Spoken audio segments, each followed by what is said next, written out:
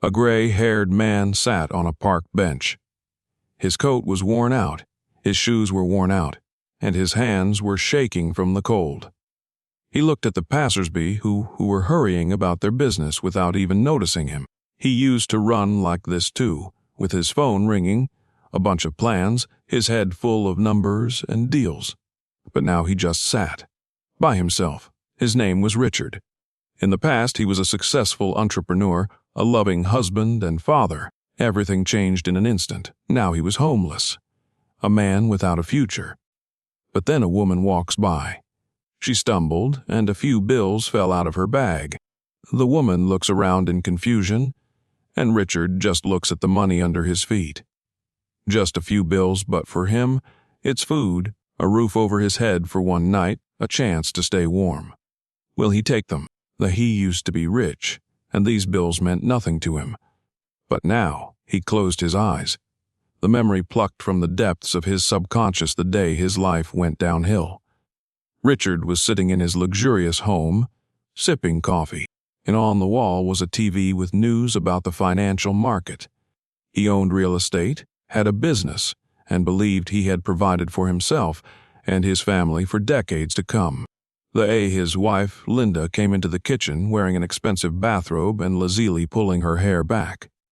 She looked perfect, as always trim, well-groomed, with a hint of perfume that cost as much as an average person's monthly salary. We need to talk," she said, placing a cup of tea in front of him. Richard noticed that she swallowed nervously, but he didn't pay it any mind. "What's wrong?" he asked calmly. Linda paused, and then, without looking him in the eye, dropped the phrase that changed everything, "I'm filing for divorce." At first he thought she was joking. They had been married for over 30 years. They had a son. He gave her everything he could. He couldn't even react differently. "I need something else. You are a good man, but we have become strangers." Just a minute ago he was drinking coffee and making plans, and now his world was coming apart at the seams. But this was only the beginning. Linda wasn't just leaving. She was taking everything. It turned out that she had consulted a lawyer a long time ago, and she did everything to make sure the court was on her side. Richard did not immediately realize what this meant, but when he received the documents, reality hit him like a train. He had only two choices: either accept it and be left with nothing, or fight the case, spending his last money on lawyers. He decided to fight. And he lost. His own son, sided with his mother. Richard could not believe it. His boy, his hope, his blood. Tom hugged his mother in court and didn't even look at his father. "I'm sorry, Dad, but you're going to make it," he said, not meeting his father's eyes. Will he? Richard lost his house, his business, his money. A shop. Winter, bills under his feet. Richard clenched his fists. Eva had once held millions in his hands. Now he held only cold and emptiness. The woman bent down to pick up the money and accidentally met his eyes, and in that moment he recognized her. Linda was standing in front of him. His ex-wife. But she was no longer that gorgeous, confident woman. There was fear in her eyes. Fatigue. Confusion. Richard. Her voice was trembling. She could not believe her eyes. Neither could he. She had once thrown him out of her life, and now they were faced with a choice to go their separate ways or... Richard woke up to the sound of his alarm clock. 7 in the morning. As usual, he reached out, turned off the alarm, and stretched, feeling pleasantly tired after a good night's sleep. His bedroom was spacious, with a huge panoramic window overlooking the California coast. He was well established in this life. The large house, a luxury car, a bank account that would last for generations. His business was booming, deals were being signed, his partners trusted him, and his friends envied him. But Richard's greatest happiness was not in money.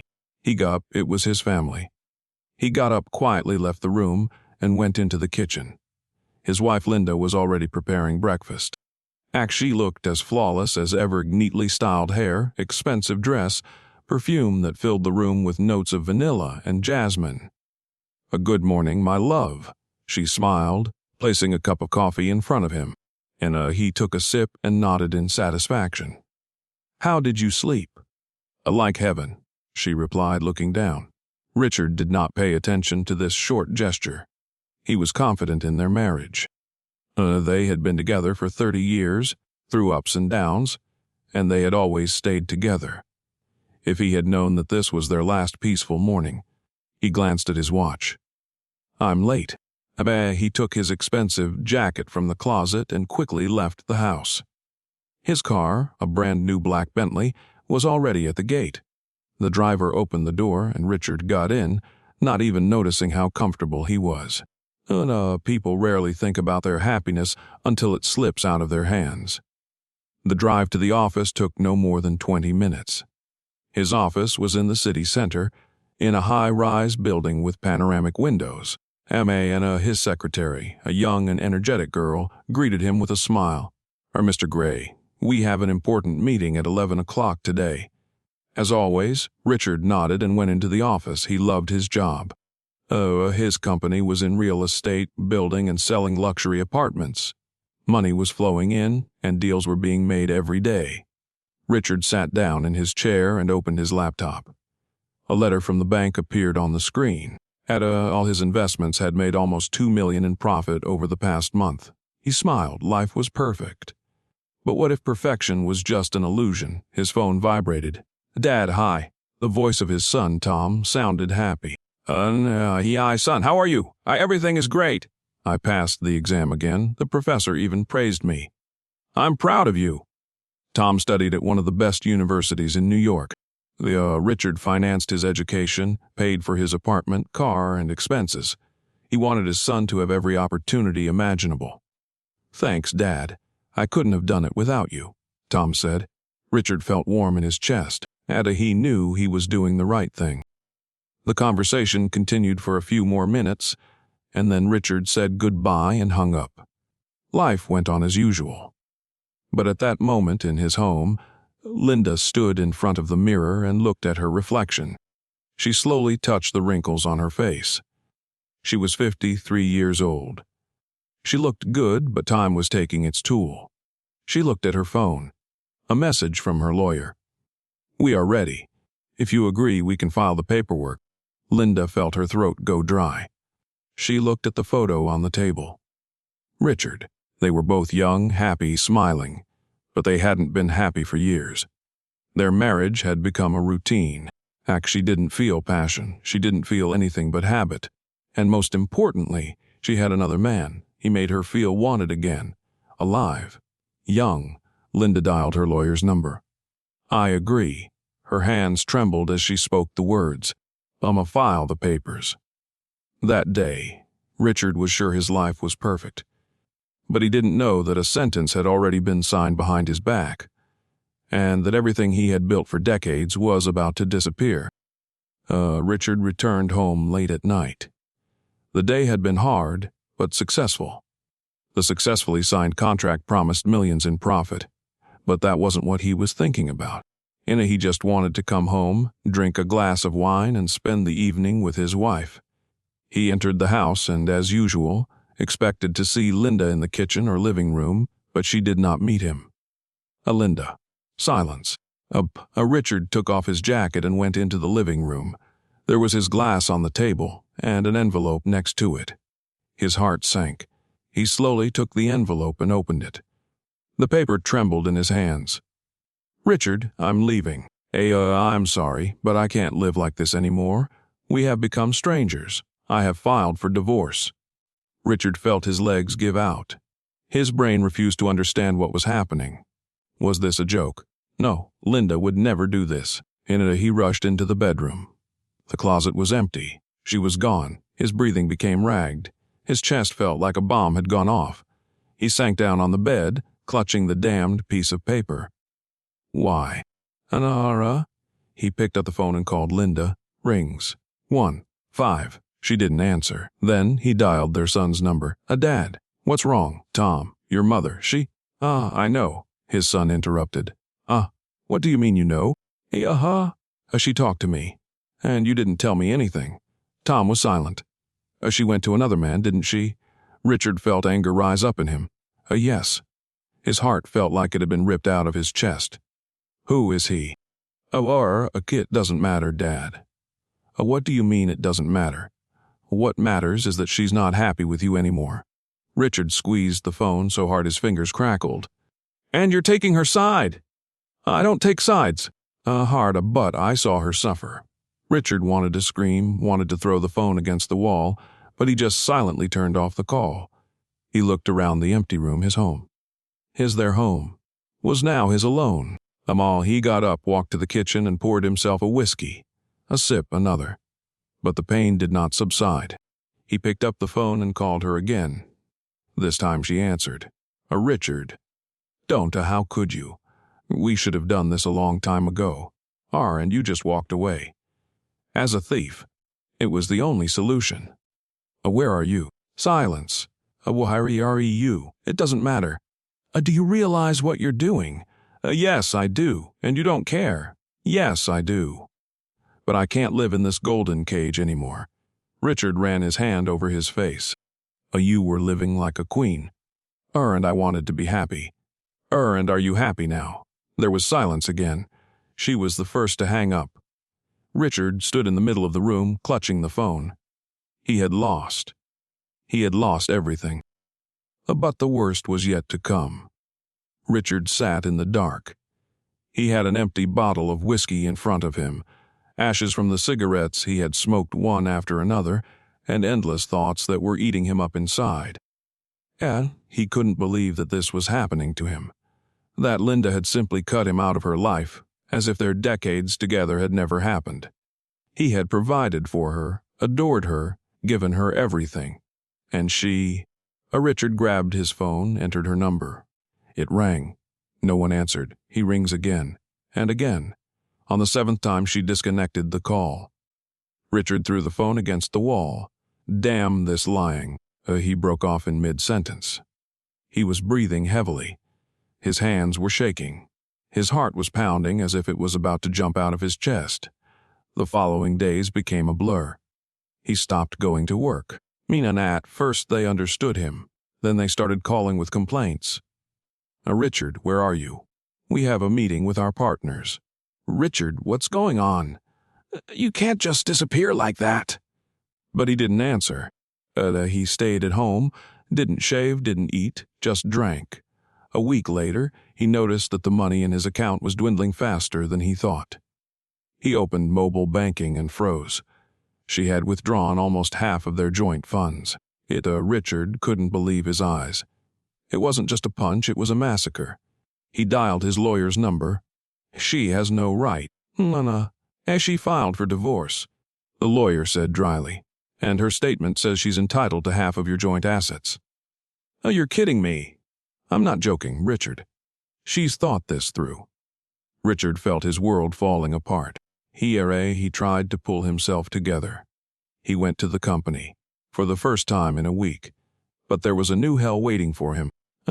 Richard, we can't work like this, his partner said. You're not leading the processes, you're not coming to meetings. You're just losing everything. This is my business. You're not the only owner anymore. It turned out that Linda, taking advantage of his absence, had already begun the process of dividing the property through lawyers. Richard looked at the documents. His company, his money, his house. Everything he had built for decades was falling apart before his eyes. You have a choice, his partner said. Either we make a deal or you lose everything. Richard didn't answer. He simply got up and walked out. That evening he sat at the bar. He had another glass of whiskey in front of him. He looked at his reflection in the mirror. Wrinkles, red eyes, unshaven stubble. He no longer recognized himself. He was dead, although he was still breathing. But there was something worse to come. Richard woke up with a sharp pain in his temples. His head was pounding. He was in a cheap motel where the walls were thinner than his patients, and the smell of mustiness seemed to last forever.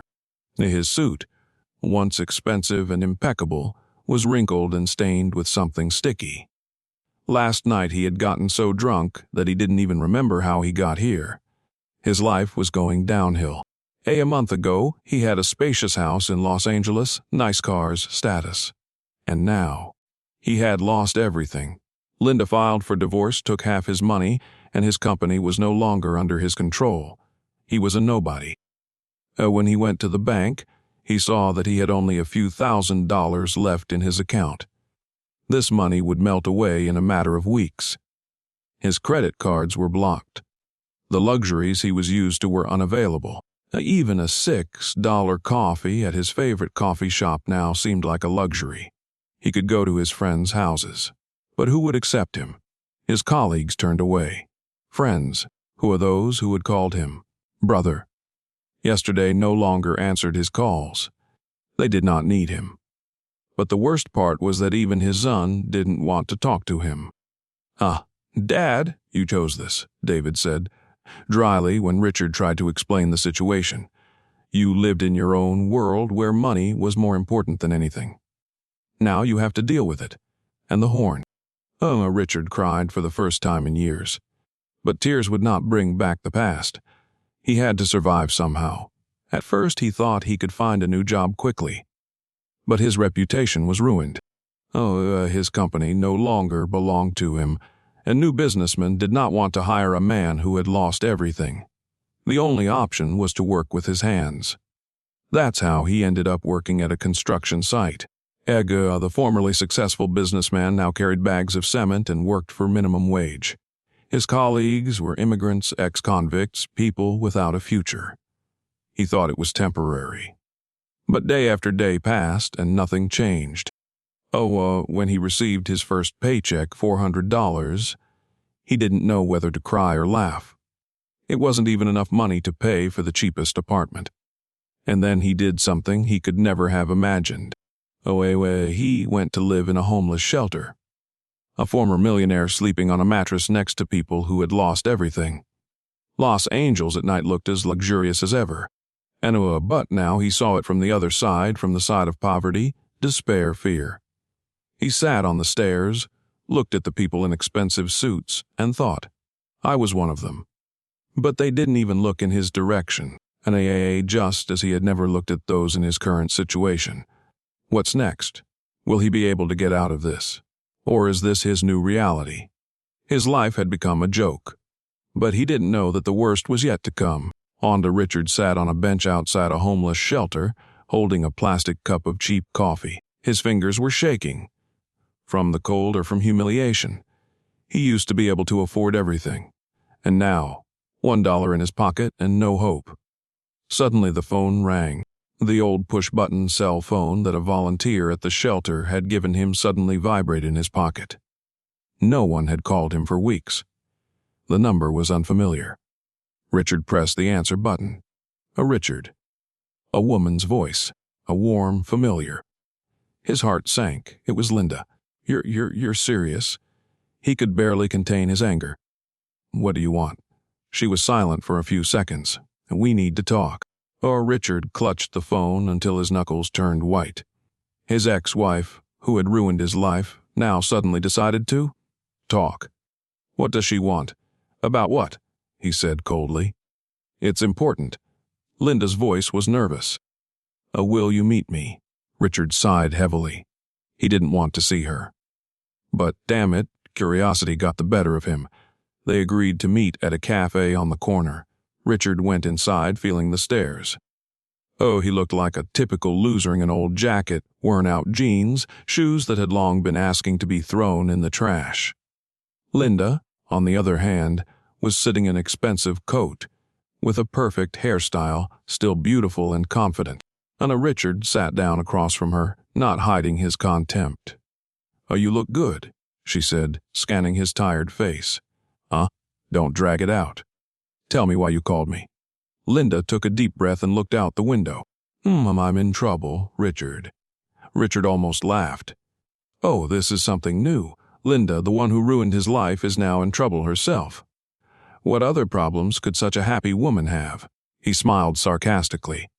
It's because of Jeff. Richard was petrified. Jeff. His former business partner and now Linda's new husband. The same Jeff who had taken his company away from him. What's wrong with him? Linda bit her lip, nervously clutching her napkin. He ran away. Richard raised his eyebrows. He ran away. He was a crook. Linda lowered her voice, afraid of being overheard.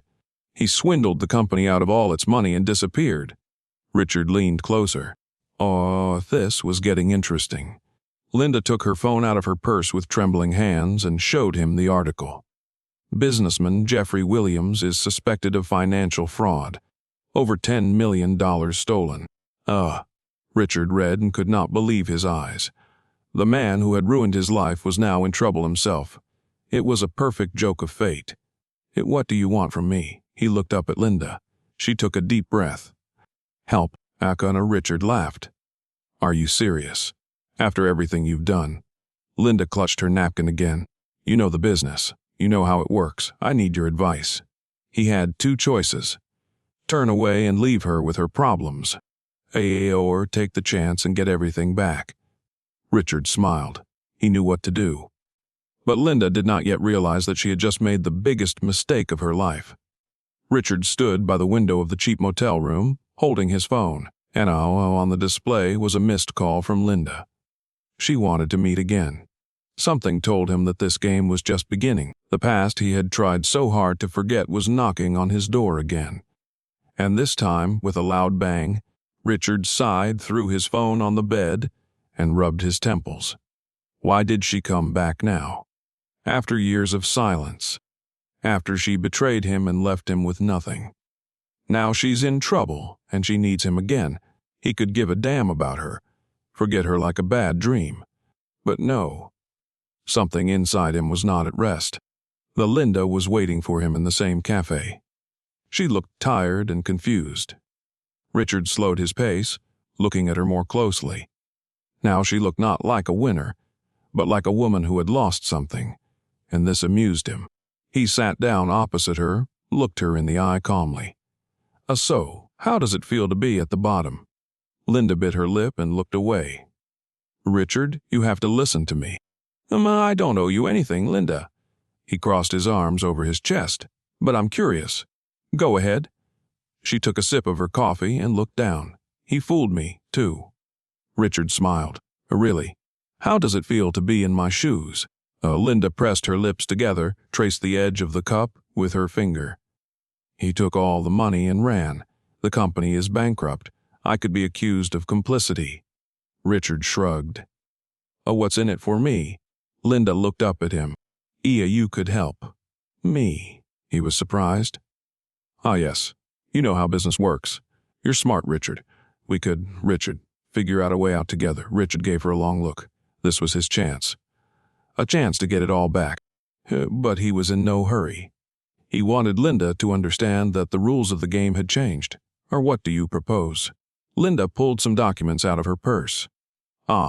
If we react quickly, we can intercept some of the assets. But I have connections. But I need someone who understands the numbers. Richard thought about it. It was a risk. But it was also a chance he hadn't had in a long time. He wanted revenge. He wanted to prove to everyone that he was not broken. But could he trust a woman who had already betrayed him once? Richard leaned back and folded his arms across his chest. What's in it for me? Linda nervously clutched her napkin. A 50-50. Richard smiled. A 50-50.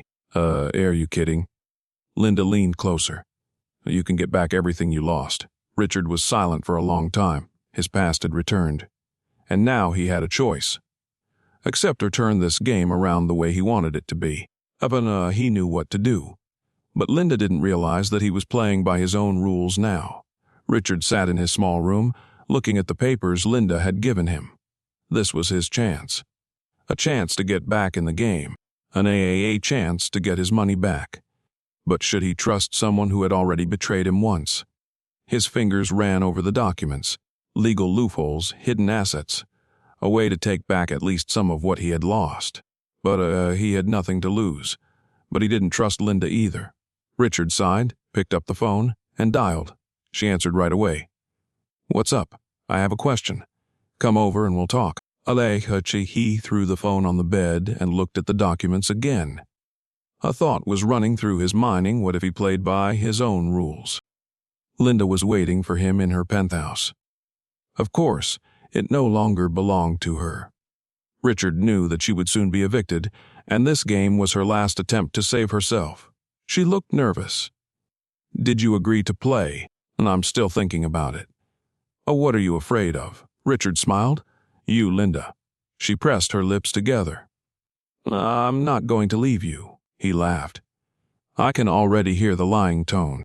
"A kiss is our last chance," she said quietly. "Ours," he squinted. "Yes." Linda leaned closer. "You know I need you for more than just business." Richard felt her hand on his. It was her old game. Seduce, use, and then discard. But this time he was ready.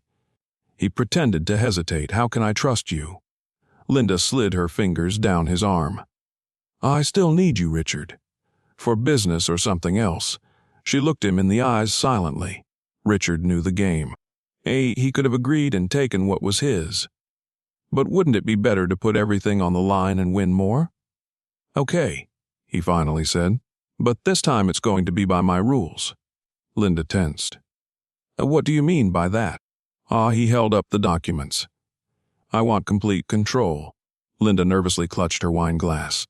"That's not possible." "Then there's no deal." Linda bit her lip. She knew she needed him. She knew that without him she had no chance, and but would she agree to his terms? Richard saw her weighing her options, and he was ready to make his move. Richard stood by the window, looking out at New York City at night. The light of the lights reflected in the glass, mixing with his thoughts. He had replayed this scenario in his head hundreds of times. But now that the moment had come when he had to take the last step, something inside him was trembling. Linda sat on the couch, rubbing her temples. She didn't know that Richard had already changed the rules of the game. He was no longer a man she could use and abandon. "Did you sign the deal?" she asked, trying to hide her excitement. Almost," he replied. He held the documents in his hands, but signing them was not his main goal. He had something more in mind. "Linda," he said, sitting down across from her, "who do you think is in control?" She tried to remain calm. "We both are." Richard smiled. "No, I'm in control now." She tensed. "What did you do?" "I just changed the game a little bit." He pulled out his phone and showed her the screen, videos, their meetings, her words. He was recording her lies. He was recording everything. "If I press one button," Richard said, "your husband will get this recording." Linda went pale. "You wouldn't dare." "Would you?" He pressed a button and showed her how the video was uploaded to the cloud. Now it was no longer just a conversation. This was a war. Linda grabbed her glass and threw the wine in Richard's face. "Oh, you bastard!" He wiped his face and laughed. "And this isn't a game, Linda." She clenched her fists. "What do you want?" Richard leaned closer. "I want everything." Linda was silent. She realized that she had no choice now. She was playing with the wrong man, and Richard got what he came for. But was it the end? Or was it just the beginning of a new game? Richard left the apartment, leaving Linda alone with her defeat. But something in him told her that this was not the end. Would she be able to return the favor? Or was this her last game? He smiled as he took out his phone. The game continued. Richard sat at a table in a small cafe, slowly stirring his coffee. Outside the window, New York City went on with its live people hurrying, taxi drivers honking, neon signs flashing in the night. He was waiting. Every second seemed infinitely long. The door opened and Linda walked in.